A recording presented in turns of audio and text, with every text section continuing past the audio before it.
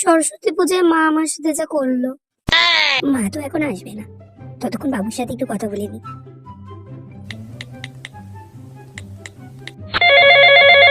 Hello. আরে তুমি এখন ফোন করেছো কেন? তোমার মা নেই বাড়িতে? আরে কিছু হবে না, মা এখন আসবে না। মা সরস্বতী পুজোয় আসছো তো বাবু দেখা করতে?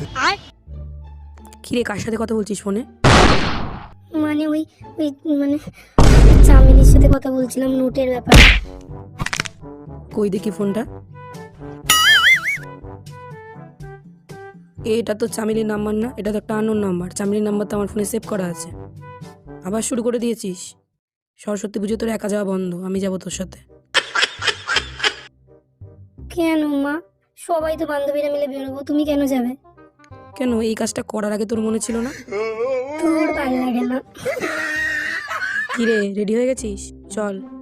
মা কারোর মা যাবে না। ও বুঝেছি, কোনো একটা প্ল্যান কাটিয়েছিলি না? ঠিক কোনো একটা উদ্দেশ্য ছিল, ফেসতে গেল আমার জন্য, ওই জন্য এত লাফালাফি। সরস্বতী পুজোর দিনও কি আমি একটু ভালো করে ঘুরতে পারবো? বেশি কথা না বাড়িয়ে চুপচাপ চল।